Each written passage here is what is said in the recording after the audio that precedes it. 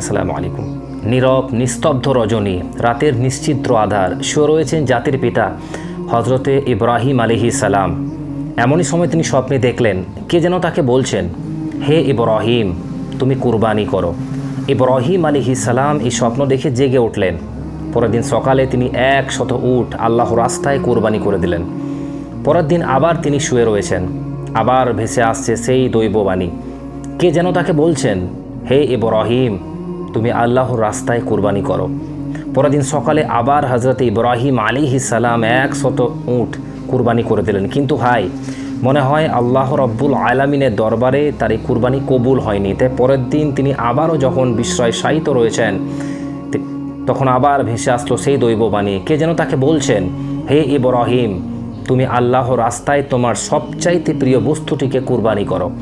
পরের দিন সকালে হজরত ইব্রাহিম আলাইহিস সালাম ভাবতে লাগলেন, আমি পরপর 2 দিন 200 উট আল্লাহর রাস্তায় কুরবানি করেছি, কিন্তু আল্লাহ কি আমার এই কুরবানি কবুল করলেন না? তাহলে কি চাচ্ছেন আল্লাহ রব্বুল আলামিন আমার কাছ থেকে?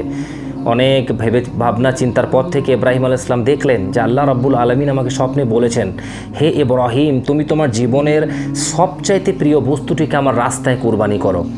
এই পৃথিবীতে আমার সবচাইতে প্রিয় বস্তু হলো আমার সন্তান ইসমাইল।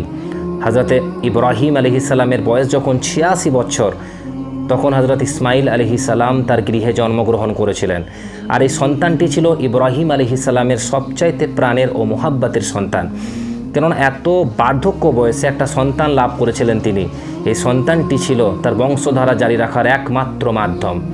কিন্তু আল্লাহ রব্বুল আলামিন যখন তাকে প্রিয় সন্তানটি কুরবানি করার জন্য আদেশ দিলেন, ইব্রাহিম আলাইহিস সালাম মনে মনে দৃঢ় সংকল্প করে বললেন, এটাই যদি আল্লাহর অভিপ্রায় হয় যে ইসমাইলকে তার রাস্তায় কুরবানি করতে হবে, তাহলে আমি পিছপা হব না। আল্লাহর মোহাব্বত ও ভালোবাসা পাওয়ার পথে দুনিয়ার কোনো কিছুই আমার জন্য বাধা হয়ে দাঁড়াতে পারবে না। এরপরে আল্লাহর নবী হজরত ইব্রাহিম আলাইহিস সালাম তার একমাত্র পুত্র ইসমাইলকে আল্লাহর রাস্তায় কুরবানি করার জন্য দৃঢ় সংকল্প করলেন। যেই ভাবার সেই কাজ। ইব্রাহিম আলাইহিস সালাম তার সন্তান বালক ইসমাইলকে ডেকে বললেন, হে আমার সন্তান, তুমি গোসল করে সুন্দর সুসজ্জিত কাপড় পরে তৈরি হয়ে যাও, আমি তোমাকে নিয়ে একটি দাওয়াতে যাব। শিশু ইসমাইল আলাইহিস সালাম ছোটোবেলা থেকেই আত্মীয় স্বজন ও পিতার মোহাব্বত ছাড়াই লালিত পালিত হয়েছিলেন। ছোটোবেলা থেকে পিতা তার সঙ্গে ছিল না।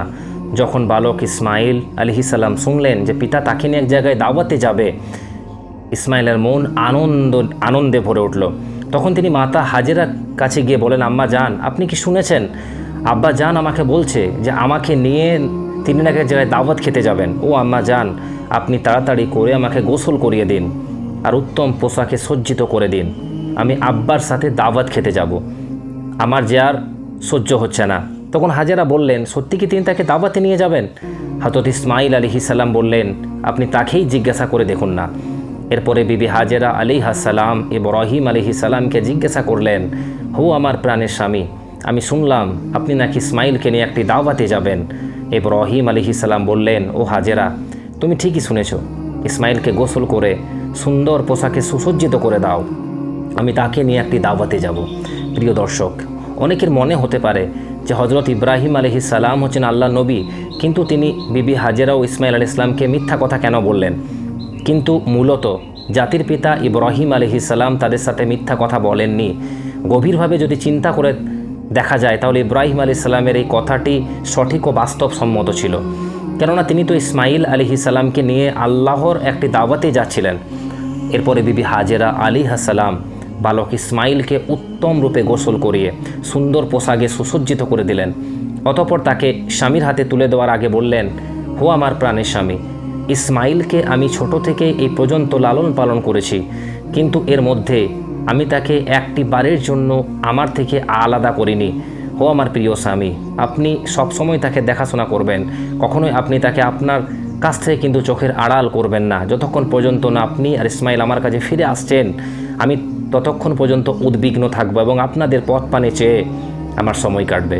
হযরত ইব্রাহিম আলাইহিস সালাম বিবি হাজেরার এই কথা শুনে কোনো কিছুই উত্তর করলেন না। তার হৃদয়ের মধ্যে এক তুফান বয়ে যাচ্ছিল। তিনি মুখ ফুটে কোনো কথা বিবি হাজেরাকে বলতে পারছিলেন না। তার অশ্রু যেন 2 চোখ থেকে বেরিয়ে আসতে চাচ্ছিল, কিন্তু তিনি তার চোখের অশ্রুগুলিকে আল্লাহ রব্বুল আলমিনের মোহাব্বতের দুনিয়ায় চাপা দিয়ে রেখেছিলেন। এরপরে হযরত ইব্রাহিম আলাইহিস সালাম বালক ইসমাইলকে নিয়ে চলতে লাগলেন মিনার পাহাড়ের দিকে।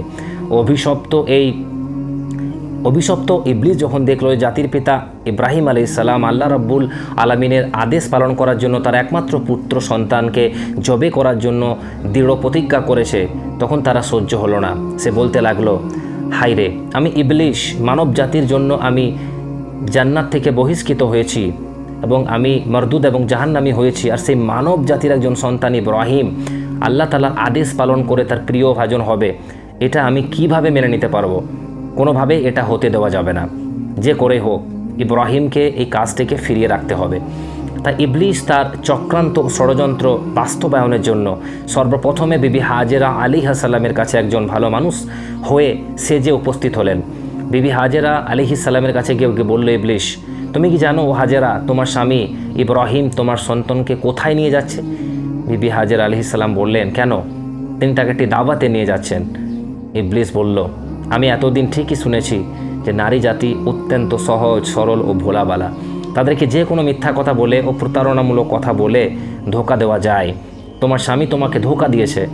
বিবি হাজেরা আলাইহিস সালাম সন্তানের মুখে এই কথা শুনে বললেন, তুমি কেমন কথা বলছো? আমার স্বামী আল্লাহর নবী, তিনি কিভাবে আমাকে ধোকা দিতে পারেন? আমি তোমার কথা বিশ্বাস করি না। আর সত্যি করে বলো তো, তুমি কে? কি উদ্দেশ্যে আমার স্বামীর বিরুদ্ধে আমার কাছে প্ররোচিত করছো? তুমি এখনই আমার কাছ থেকে দূর হয়ে যাও। ইবলিস বলল, হাজেরা, এখন তো তুমি অত্যন্ত তেজের সাথে কথা বলছো, কিন্তু কালকে যখন দেখতে পাবে সত্যি ইব্রাহিম তার সন্তান ইসমাইলকে জবাই করে দিয়েছে, তখন দেখা যাবে তোমার এত তেজ কোথায় থাকে। বিবি হাজেরা এবার বিরক্ত হয়ে বললেন, আচ্ছা তুমি কি বলতে চাচ্ছ, একটু খুলে বলো। শয়তান বলল, আমি সে কথা বলার জন্যই তোমার কাছে এসেছি। বিবি হাজেরা বললেন, তুমি কি আমাকে বুঝিয়ে বলতে পারো, এর কি কোনো যুক্তি হয়? একজন পিতা কেন তার একমাত্র সন্তানকে জবাই করবে? সন্তান বলল, হো হাজেরা, ইব্রাহিম খামাখা ইসমাইলকে জবাই করবে না। আল্লাহ রাব্বুল আলামিন তাকে নির্দেশ দিয়েছেন তিনি যেন ইসমাইলকে তার রাস্তায় জবাই করেন। সেই কারণে ইব্রাহিম তোমার পুত্র ইসমাইলকে জবাই করতে মিনার পাহাড়ে নিয়ে যাচ্ছে। এখনও সময় আছে, তুমি তাড়াতাড়ি করে ইসমাইলকে তার হাত থেকে রক্ষা করো, নইলে দেখবে ইব্রাহিম তোমার পুত্র ইসমাইলকে আল্লাহর আদেশ পালন করতে গিয়ে জবাই করে দিয়েছে। বিবি হাজেরা এবার শয়তানের কথা শুনে বললেন, আল্লাহ রাব্বুল আলামিন দুনিয়ার এতগুলি মানুষের মধ্য থেকে যদি আমার পুত্র ইসমাইলকে তার রাস্তায় জবাই করার জন্য কবুল করে থাকেন, তাহলে এর চাইতে বড় সৌভাগ্যের বিষয় আমার জন্য কিছুই হতে পারে না। শুধু একজন ইসমাইল নয়, আল্লাহ রাব্বুল আলামিন যদি আমার হাজার হাজার সন্তান দিতেন, আর সে হাজার সন্তানকেও যদি আল্লাহ রাব্বুল আলামিন তার রাস্তায় কুরবানি করার জন্য আদেশ দিতেন, আমি খুশি মনে তাদের সকলকেই আল্লাহর রাস্তায় উৎসর্গ করে দিতাম। আমি বুঝতে পেরেছি তুমি মারদুদ, তুমি ইবলিস, আর তুমি আমাকে ধোঁকা দিতে প্ররোচিত করার জন্য এখানে এসেছো। আমি তোমার কাছ থেকে আল্লাহর আশ্রয় প্রার্থনা করি। আউযু বিল্লাহি মিনাশ শাইতানির রাজিম, লা হাওলা ওয়ালা কুওয়াতা ইল্লা বিল্লাহিল আলিল আযীম। হো ইবলিস, তুমি এক্ষুনি আমার চোখের সামনে থেকে দূর হয়ে যাও। বিবি হাজেরা আলাইহিস সালামের এই কথা শুনে ইবলিস আর তার কাছে টিকতে পারল না। অতঃপর সে সেখান থেকে পাগলা কুকুরের মতো লেজ গুটিয়ে সেখান থেকে পালিয়ে গেল। ইবলিস যখন দেখলো বিবি হাজেরাকে ধোঁকা দিয়ে কোনো রকমে কাজ করা যাচ্ছে না, তখন সে চিন্তা করতে লাগলো, যাই বালক ইসমাইলকে গিয়ে এবার ধরি। হযরত ইসমাইল আলাইহিস সালাম ইব্রাহিম আলাইহিস সালামের পিছনে পিছনে যাচ্ছিলেন এবং তিনি কিছুটা পিছনে ছিলেন। ইবলিস তখন ইসমাইল আলাইহিস সালামকে হাতে ইশারায় ডেকে ইব্রাহিম আলাইহিস সালাম থেকে আরও একটু দূরত্বে নিয়ে গেল। এরপর সে ইসমাইলকে বলল, হে ইসমাইল, তুমি কি জানো তোমার পিতা তোমাকে কোথায় নিয়ে যাচ্ছে? ইসমাইল আলাইহিস সালাম বললেন, কেন? দাওয়াত খেতে নিয়ে যাচ্ছে।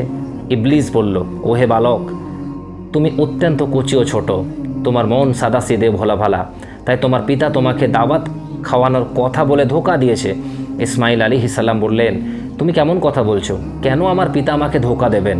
আমি তার একমাত্র সন্তান। আমাকে এতদিন পরে আমার সাথে দেখা করতে এসেছিলেন, ধোঁকা দেওয়ার উদ্দেশ্য কি হতে পারে তার? ইবলিস বলল, হে ইসমাইল, তুমি জেনে রাখো তোমার পিতা তোমাকে দাওয়াত খাওয়ানোর কথা বলে ধোঁকা দিয়ে জবাই করার জন্য নিয়ে যাচ্ছে। মিনার পাহাড়ে গিয়ে তিনি তোমাকে জবাই করে দেবে। ইসমাইল আলাইহিস সালাম বললেন, এটা কি কোনো যুক্তি হতে পারে যে কোনো পিতা তার একমাত্র সন্তানকে বিনা কারণে জবাই করে দেবে? ইবলিস তখন বলল, হে ইসমাইল, তোমার পিতা তোমাকে বিনা কারণে জবাই করবে না। আল্লাহ রাব্বুল আলামিন তাকে নির্দেশ দিয়েছেন তিনি যেন তোমাকে তার রাস্তায় কুরবানি করেন, আর আল্লাহর নির্দেশ পালন করার জন্যই তোমার পিতা তোমাকে মিনার পাহাড়ে জবাই করার জন্য নিয়ে গিয়েছে। তখন ইসমাইল আলাইহিস সালাম বললেন, আল্লাহ রাব্বুল আলামিন এই দুনিয়াতে এত মানুষের মধ্যে থেকে যদি আমাকে তার রাস্তায় জবাই করার জন্য কবুল করে থাকেন, তাহলে এর চাইতে বড় সৌভাগ্যের বড় ব্যাপার তো আমার জন্য কিছু হতে পারে না। আমি বুঝতে পেরেছি তুমি ইবলিস। ইবলিস, তুমি জেনে রাখো, আল্লাহ রাব্বুল আলামিন যদি আমাকে লক্ষ কোটি জীবন দিতেন, আর সেই লক্ষ কোটি জীবনকেও আল্লাহ রাব্বুল আলামিন তার রাস্তায় যদি কুরবানি করার কবুল করতেন, তাহলে আমি প্রতিবারই হেসে হেসে আল্লাহর রাস্তায় কুরবানি হওয়ার জন্য প্রস্তুত থাকতাম। ইবলিস, তুমি আমার কাছ থেকে এক্ষুনি দূর হয়ে যাও। আমি তোমার থেকে আল্লাহর কাছে আশ্রয় প্রার্থনা করছি। আউযু বিল্লাহি মিনাশ শাইতানির রাজিম। এরপরে হযরত ইসমাইল আলাইহিস সালাম ইবলিসকে লক্ষ্য করে পাথর মারতে লাগলেন। ইসমাইল আলাইহিস সালাম সে স্মৃতিচারণ করে আজ পর্যন্ত হাজিরা হজে গিয়ে শয়তানকে পাথর মারে। এরপরে হযরত ইব্রাহিম আলাইহিস সালাম পুত্র ইসমাইলকে নিয়ে মিনা প্রান্তরে উপস্থিত হলেন। তাফসিরে রুহুল মায়ানিতে রয়েছে যে ইসমাইল আলাইহিস সালামকে জবাই করার আগে জাতির পিতা হজরতে ইব্রাহিম আলাইহিস সালাম তার সাথে একটা পরামর্শ করে নিতে চাইলেন। তারপর ইব্রাহিম আলাইহিস সালাম বললেন, হে আমার বৎস, আমি স্বপ্নে দেখেছি যে তোমাকে আমি জবাই করেছি, এখন তোমার কি অভিমত বলো। সে বলল, হে আমার পিতা, আপনি যা চাইছেন তাই করুন। আল্লাহ ইচ্ছা করলে আপনি আমাকে ধৈর্যশীলদের অন্তর্ভুক্ত পাবেন। সূরা সাফফাত আয়াত নম্বর 102-এ হযরত ইসমাইল আলাইহিস সালামের এরূপ জবাব শুনে, উত্তর শুনে ইব্রাহিম আলাইহিস সালাম অত্যন্ত খুশি হলেন।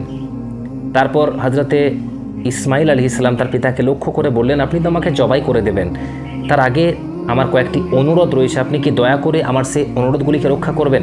ইব্রাহিম আলাইহিস সালাম বললেন, হ্যাঁ সন্তান, তুমি তোমার প্রত্যেকটা আর্জি পেশ করতে পারো, আমি সেগুলিকে যথাসাধ্য রক্ষা করার চেষ্টা করব। তখন হযরত ইসমাইল আলাইহিস সালাম বললেন, হে আমার আব্বা জান, আমাকে জবাই করার আগে আমার হাত পা ভালো করে বেঁধে নেবেন। দেখা যায় যে জবাই করার সময় জীবজন্তুগুলি তার হাত পাকে ছড়িয়ে ছিটিয়ে রাখে, মৃত্যু যন্ত্রণা সহ্য করতে না পেরে আমিও যদি হাত পাগুলো ছোড়াছুড়ি করি আর তা যদি আপনার শরীরে লেগে যায়, এতে আমার বেয়াদবি হবে। আমি চাই না যে মৃত্যুর আগে আমার পিতার সাথে কোনো বেয়াদবি আমি করে বসি। হে আব্বা জান, আমার এই অনুরোধ রক্ষা করবেন।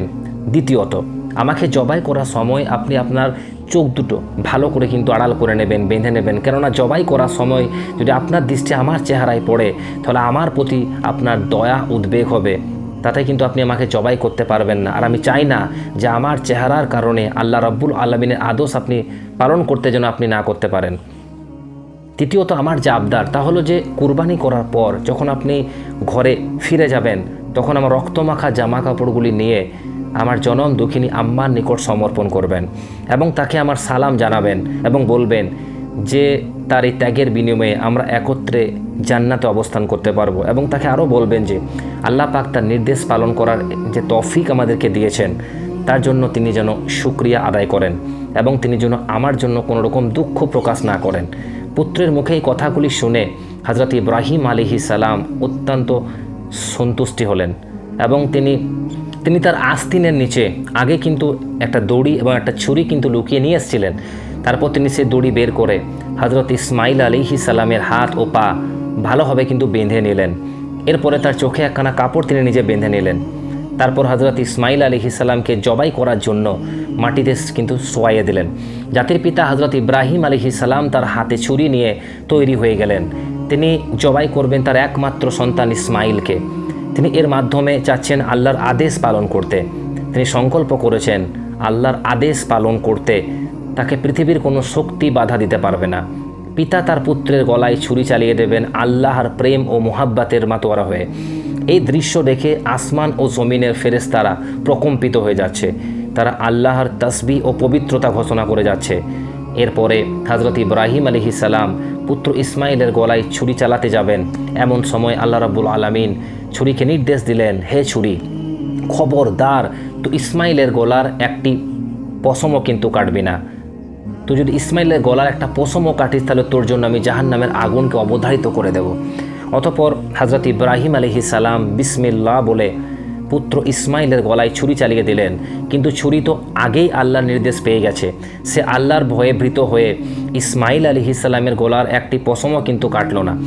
ইব্রাহিম আলাইহিসসালাম বারবার ইসমাইল আলাইহিসসালামের গলায় ছুরি চালিয়ে যাচ্ছেন, কিন্তু কোনোভাবেই কিন্তু তার গলা কাটতে সক্ষম হলেন না। তখন হজরত ইসমাইল আলাইহিসসালাম পিতাকে বললেন, আব্বাজান, আপনি সম্ভবত আমার ভালোবাসার প্রভাবিত আপনি জোরে ছুরি চালাতে পারছেন না। ও আব্বাজান, আপনি আপনার গায়ে সমস্ত শক্তি দিয়ে ছুরি সঞ্চালন করুন।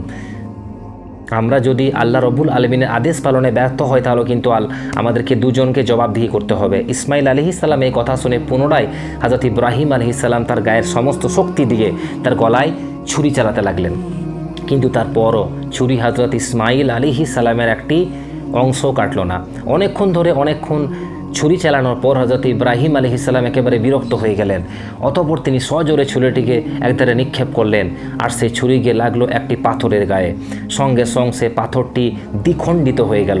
ইব্রাহিম আলাইহিসসালাম চোখ খুলে দেখলেন যে ছুরির আঘাতে পাথর দ্বিখণ্ডিত হয়ে গেল। অতঃপর তিনি আবার ছুরিটি হাতে নিলেন। এরপরে আবার তিনি আল্লাহর নামে বিসমিল্লাহ বলে আবার হযরত ইসমাইল আলাইহিস সালামের গলায় ছুরি চালাতে যাবেন। এমন সময় আল্লাহ রাব্বুল আলামিন হযরত জিবরিল আলাইহিস সালামকে হুকুম দিলেন, হে জিবরিল, তুমি জান্নাত থেকে একটি দুম্বা নিয়ে যাও এবং ইসমাইলকে সরিয়ে তার জায়গায় সেই দুম্বাটিকে রেখে দাও। হযরত জিবরিল আলাইহিস সালাম চোখের পলকে জান্নাত থেকে একটি দুম্বা নিয়ে এসে সেই, প্রিয় দর্শক, এখানে একটা জিনিস বলে রাখা দরকার যে এই দুম্বাটি ছিল হযরত আদম আলাইহিস সালামের নেক সন্তান হাবিলের কুরবানিকৃত দুম্বা, যেটি আল্লাহ রাব্বুল আলামিন এতদিন জান্নাতে সংরক্ষণ করে রেখেছিলেন। তারপর হযরত জিবরিল আলাইহিস সালাম ইসমাইল আলাইহিস সালামকে সরিয়ে ইব্রাহিম আলাইহিস সালামের ছুরির নিচে সেই জান্নাতের দুম্বাটিকে রেখে দিলেন, আর ওদিকে হযরত ইব্রাহিম আলাইহিস সালাম ছুরি চালিয়ে দিলেন। সাথে সাথে বেহেশতি বা জান্নাতে সে দুম্বাটির কুরবানি হয়ে গেল। কিন্তু হযরত ইব্রাহিম আলাইহিস সালাম মনে করলেন তার পুত্র ইসমাইলকে তিনি কুরবানি করে দিয়েছেন। কুরবানি সম্পূর্ণ হওয়ার সাথে সাথে হযরত ইব্রাহিম আলাইহিস সালাম বললেন আলহামদুলিল্লাহ। তারপর তিনি তার চোখ খুলে দেখলেন যে ইসমাইল তো তার পাশে দাঁড়িয়ে রয়েছে, কুরবানি হয়ে গেছে একটি জান্নাতি দুম্বার। এই দৃশ্য দেখে হযরত ইব্রাহিম আলাইহিস সালাম আল্লাহর ফেরেশতা জিবরিল আলাইহিস সালামকে জিজ্ঞাসা করলেন, হে জিবরিল, আল্লাহ রাব্বুল আলামিন কি তবে আমার কুরবানি কবুল করেননি? কেন আমি আমার পুত্র ইসমাইলকে কুরবানি করতে সক্ষম হলাম না? হযরত জিবরিল আলাইহিস সালাম বললেন, হে ইব্রাহিম, আল্লাহ তাআলা আপনার প্রতি সন্তুষ্ট হয়েছেন। আপনি তার নির্দেশ পালন করতে গিয়ে নিজ পুত্রকে কুরবানি করতে চেষ্টা করেছিলেন, কিন্তু আপনার পুত্র যেভাবে আল্লাহর নির্দেশ মান্য করে নিজের প্রাণকে উৎসর্গ করার জন্য প্রস্তুত হয়েছিলেন, তাতে আল্লাহ রাব্বুল আলামিন আপনাদের পিতা ও পুত্র উভয়ের উপর অত্যন্ত সন্তুষ্ট। তিনি উভয়কে পরীক্ষা করেছিলেন এবং আপনারা সে পরীক্ষায় কিন্তু পাস করে গেছেন। তাই আল্লাহ রাব্বুল আলামিন আপনাদের উপর সন্তুষ্ট হয়ে জান্নাত থেকে একটি দুম্বা প্রেরণ করেছেন, আর সেই দুম্বাটিকে আপনি কুরবানি করেছেন। হযরত জিবরিল আলাইহিস সালামের মুখ থেকে কথা শ্রবণ করে হযরত ইব্রাহিম আলাইহিস সালাম আবার আল্লাহ রাব্বুল আলামিনের শুকরিয়া আদায় করলেন। আল্লাহ রাব্বুল আলামিন হযরত ইসমাইল আলাইহিস সালামকে কুরবানি দেওয়ার সর্বশেষ পরিস্থিতির উপর আলোকপাত করে আল কোরআনে উল্লেখ করেছেন। অতঃপর তারা যখন উভয়ে আল্লাহর আনুগত্য প্রকাশ করলো এবং ইব্রাহিম তার পুত্রকে জবে করার জন্য কাত করে শায়িত করলো, আর তখনই আমি তাকে আহ্বান করে বললাম, হে ইব্রাহিম, তুমি তোমার স্বপ্নের আদেশ সত্যি পালন করলে, আর এভাবে আমি সত্যপরায়ণদেরকে পুরস্কৃত করে থাকি। নিশ্চয়ই এটা ছিল একটা স্পষ্ট পরীক্ষা, আর আমি তার পরিবর্তে এক জন্তু জবে করেছিলাম এবং আমি তা পরবর্তীদের জন্য কিন্তু নিদর্শন করে রেখেছি। ইব্রাহিমের ওপর শান্তি বর্ষিত হোক। এভাবে আমি সৎকর্ম পরায়ণদেরকে পুরস্কৃত করে থাকি। সূরাতুল সাফাত আয়াত নম্বর 103 থেকে 110। প্রিয় দর্শক, এই ছিল হযরত ইব্রাহিম আলাইহিস সালামের এবং তার পুত্র ইব্রাহিম আলাইহিস সালামের যে কুরবানি, সে কুরবানির কাহিনী। আল্লাহ রাব্বুল আলামিন জাতির পিতা ইব্রাহিম আলাইহিস সালামের এই ত্যাগ তিতিক্ষা ও আল্লাহর প্রেম থেকে আমাদেরকেও শিক্ষা লাভ করা তৌফিক দান করুন। আমিন। আসসালামু আলাইকুম ওয়া রাহমাতুল্লাহি ওয়া বারাকাতুহু।